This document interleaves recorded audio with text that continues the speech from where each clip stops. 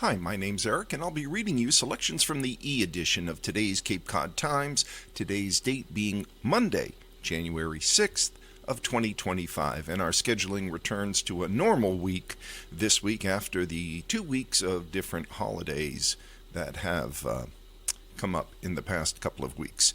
We'll start with the weather, as we always do, and across the Cape and Islands, you don't have to be told, I'm sure. It is cold. Cloudy and cold today. High of 30. I don't know if we're going to get there. Feels more like 15 out there when I was just there, but it's still dark. Tonight, 19, the expected low. So bundle up if you're going outside and cover up your plants if you still have any outside, and definitely make sure your pets are safe and they have some kind of a outer coat, or you get them out and in as quickly as possible. Tomorrow, Tuesday, cold with plenty of sun, even colder than today, a low of 29, a high of 29 rather during the day, and a low of 19 degrees. On Wednesday, we expect sunshine, a little bit warmer, high of 31, but in the overnight, no, very, very cold. Sunshine, breezy in the afternoon. Overnight Wednesday, 16. The expected high.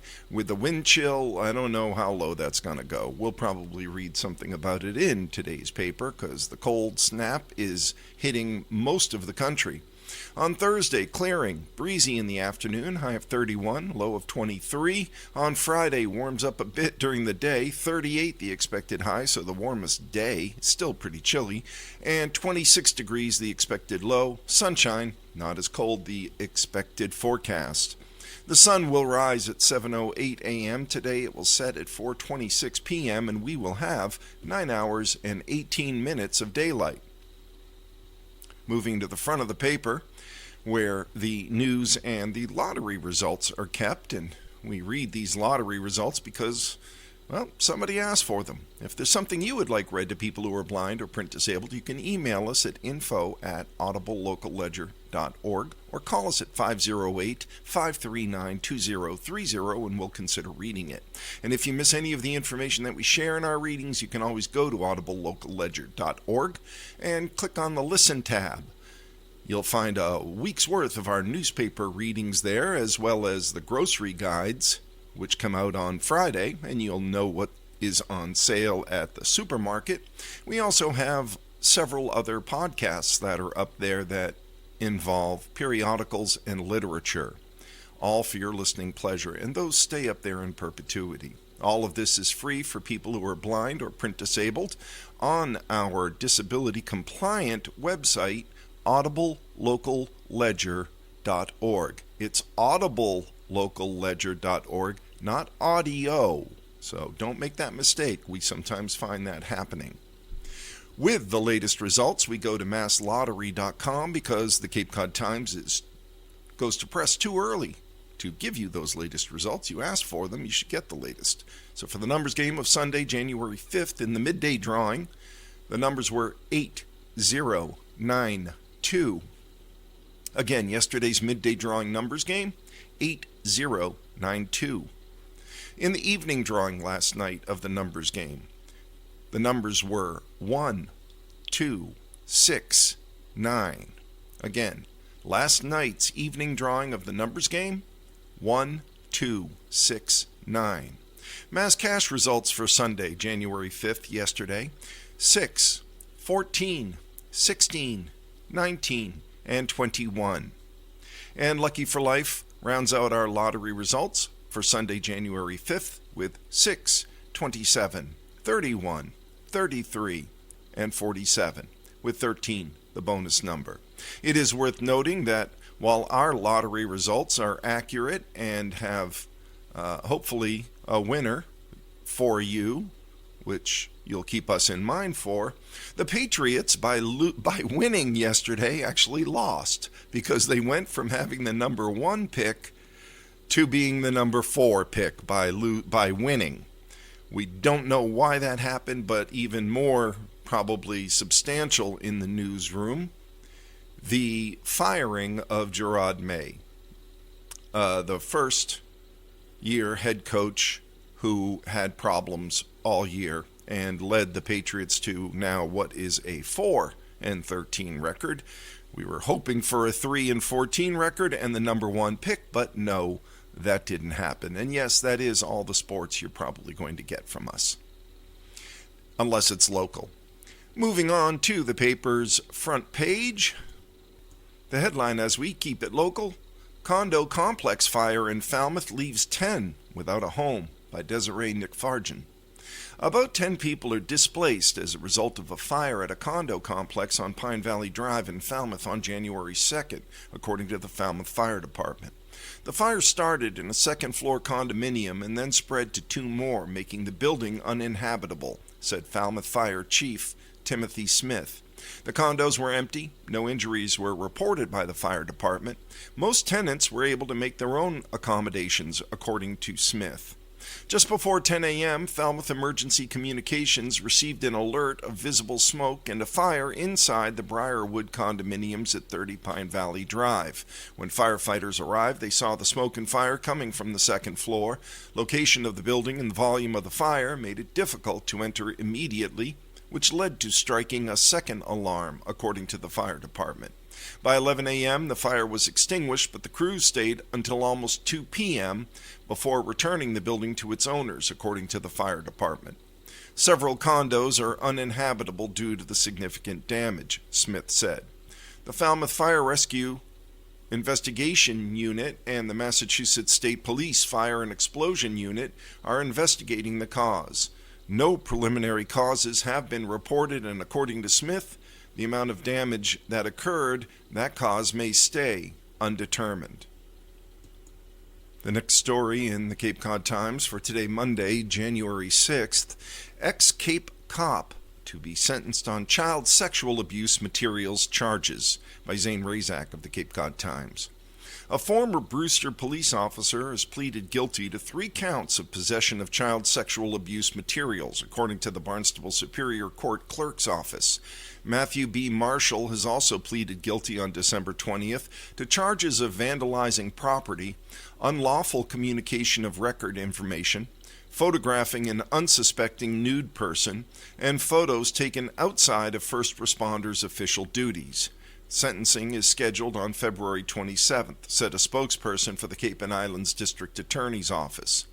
Marshall was arrested in July after Snapchat notified the Mass State Police of an account possessing 2 videos containing child sexual abuse materials. The account was ultimately linked to Marshall, according to authorities. While searching the Snapchat account for other images of child sexual abuse materials, investigators found other videos and photographs depicting apparent crimes, including a video that allegedly depicted Marshall entering a bathroom at a restaurant and urinating all over the inside of a restroom, including the sink, the door, and handles. Other Snapchat videos and images showed what appeared to be Criminal Justice Information System license photographs. One video included audio with Marshall's voice narrating and making derogatory remarks about the person whose photograph was displayed, authorities alleged. Another 3-second video appeared to have been taken inside a home during a Brewster Police Department call for service. It showed an older man with some type of quote-unquote diminished capacity and his buttocks and genitals exposed and a diaper around his legs, according to prosecutors. The man did not seem to be aware he was being recorded, and the video doesn't appear to have been taken for a law enforcement reason. Marshall was arrested in July after his duty shift by the Massachusetts State Police Cybercrimes Unit Internet Crimes Against Children Task Force, according to Cape and Islands District Attorney Robert Galaboyce at the time. He was indicted by a Barnstable Superior Court grand jury in October.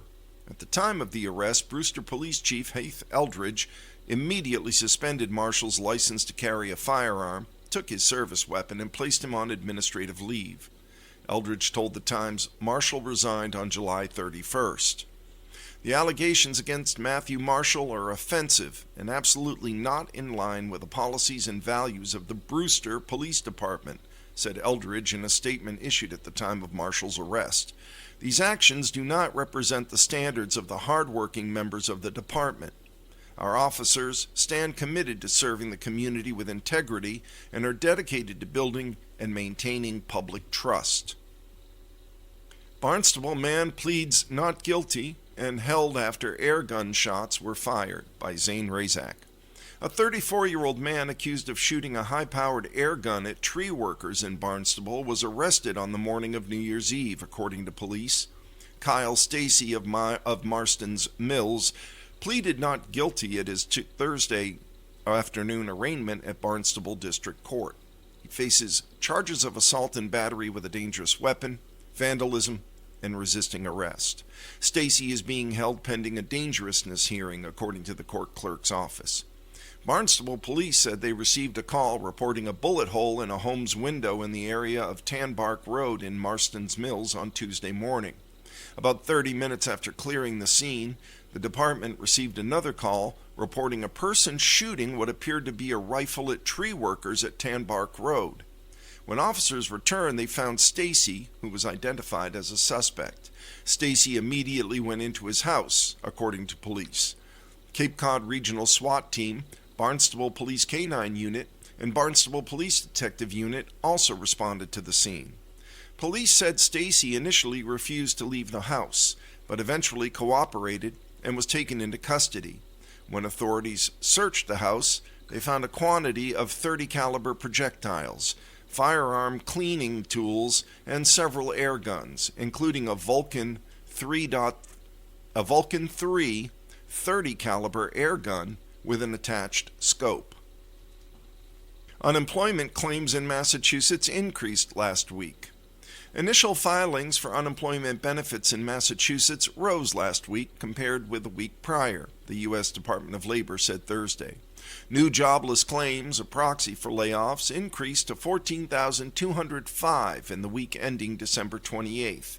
That's up from 10,663 the week before, the Labor Department said.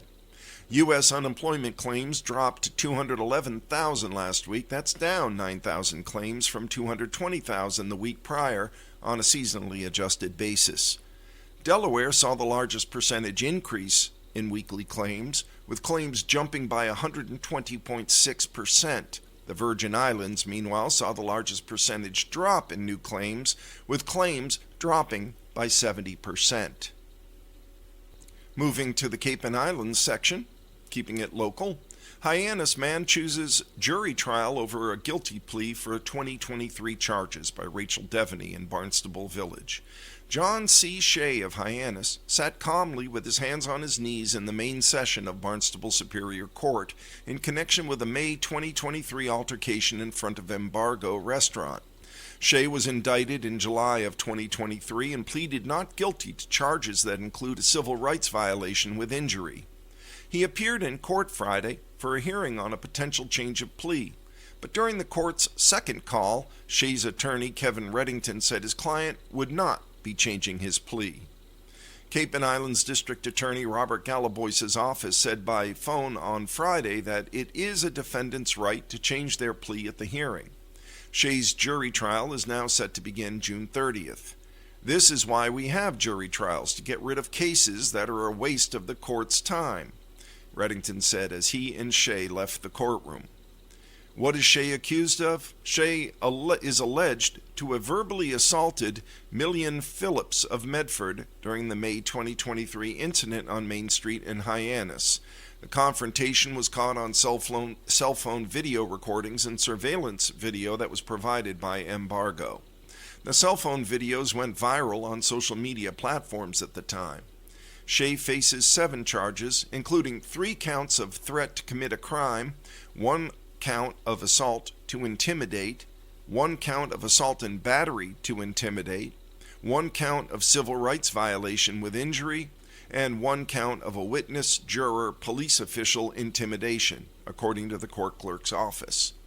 In the courtroom on Friday, Lynn Rhodes, president of NAACP Cape Cod branch, and Tara Vargas Wallace, president of Amplify POC Cape Cod, listened to the case proceedings.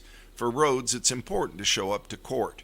We continue to monitor this case closely to ensure that justice is served for all parties involved, said Rhodes. Vargas Wallace was optimistic about a jury trial and said she's hopeful that the system will hold John Shea accountable. Hate and bigotry will not be tolerated, said Vargas Wallace. We hold the burden of bearing witness to this injustice, and we need to shed light on this case, and that's what we intend to do. Next headline in the Cape and Islands section: Mass Maritime Academy student wants books for 6-week sea voyages, by Rachel Devaney. Sarah Shute, 21, a sophomore at Mass Maritime, said books have had the power to transport her to different places during sea term. That's hands-on training at sea for students enrolled in maritime programs. Reading takes me like through a portal and allows me to use my imagination and freeze my mind, said Shute. Shute and other students spent roughly 6 weeks traveling during sea term. They're split into 4 divisions where they participate in laboratory training, routine maintenance, ship operations, deck and engine watches, and emergency drills. But sometimes, said Shute, they have some downtime, including a break for lunch and evening leisure time. On the Kennedy, our original training ship, we had a library on board. She said a lot of kids liked reading on the ship, and I loved reading myself. It was a good way to pass time. The Academy's newest training ship, Patriot State, recently replaced the Kennedy. The ship doesn't yet have a library, but Shute is trying to change that by partnering with Friends of the Bourne Library for a book drive that will run from January 6th at 9 a.m., that's today, to January 7th at 8 p.m. People can drop books off throughout the 2-day drive at the library, or they can bring books to the school before cadets leave on January 9th, said Shute.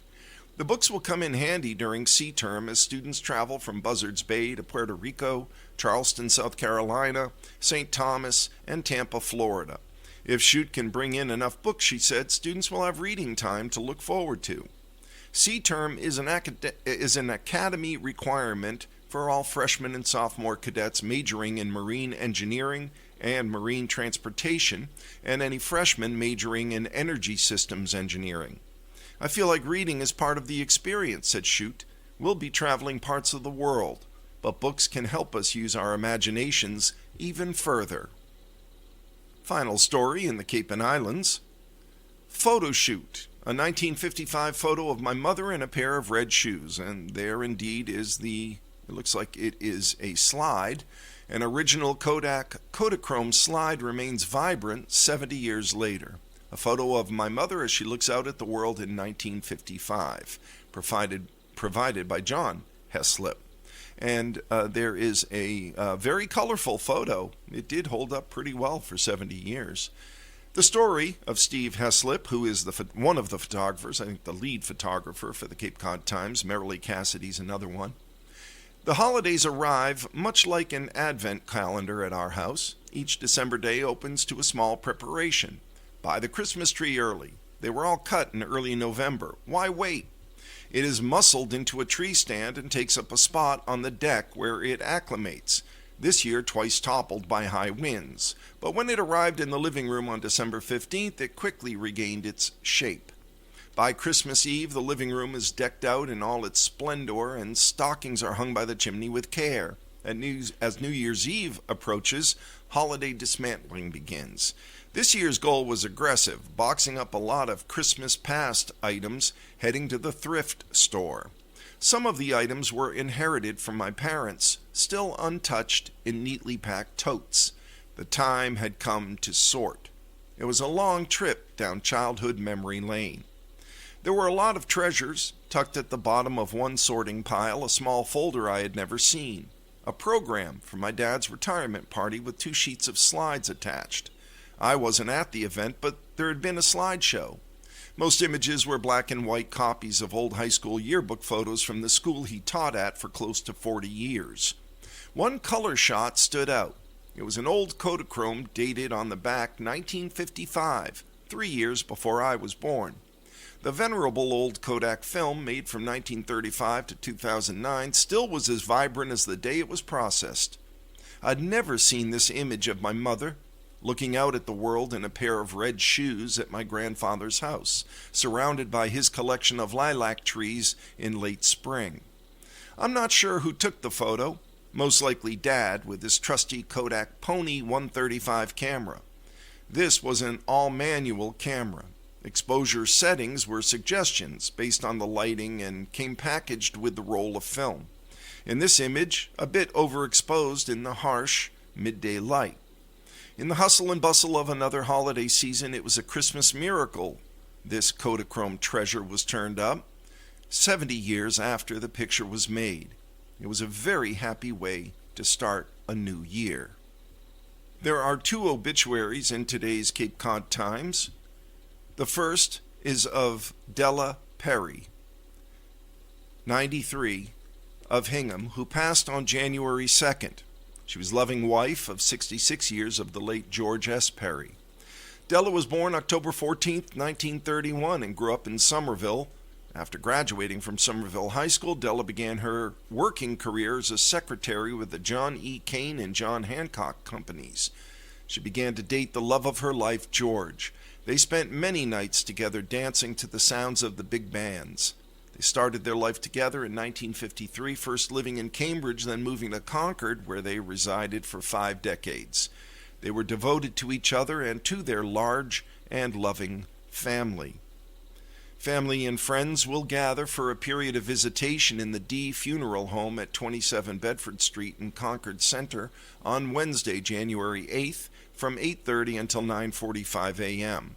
Della's funeral mass will be celebrated at 10 a.m. in St. Bernard's Church at Holy Family Parish, 12 Monument Square in Concord Center. The burial will follow at St. Bernard's Cemetery in Concord. Any expressions of sympathy may be made in Della's memory to Pat Roach Hospice Home, 86 Turkey Hill Lane in Hingham.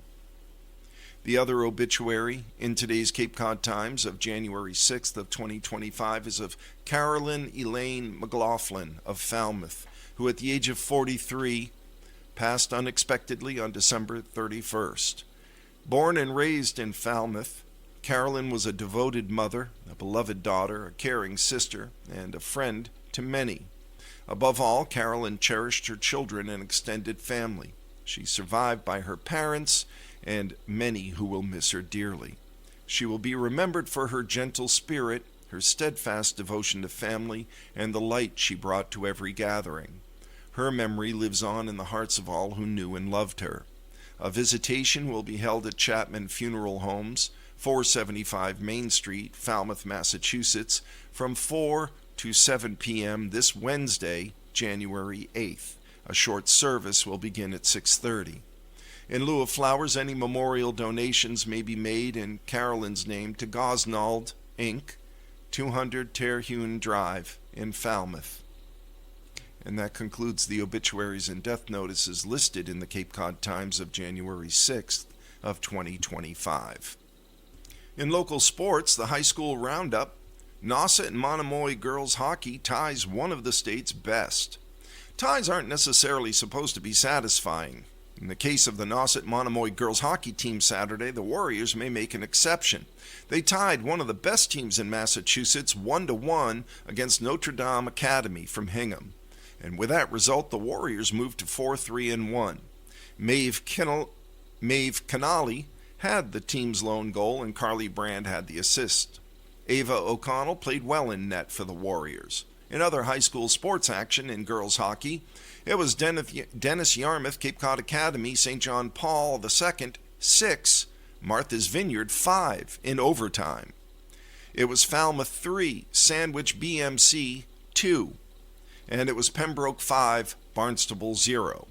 In boys hockey, it was Falmouth 1, Dartmouth 0, Norwell 6, Sandwich 4, Dennis Yarmouth Cape Cod Academy 3, Bishop Stang 2 in overtime, Somerset Berkeley 4, Bourne 0, Barnstable 5, Bridgewater Raynham 1, Martha's Vineyard 4, St. John Paul II 3, and Upper Cape 2, Blue Hills 1. In boys basketball, it was Falmouth 52, Tiverton 38, and Bishop Feehan 80, Nauset 48. In girls basketball, Pembroke 32, Sandwich 26.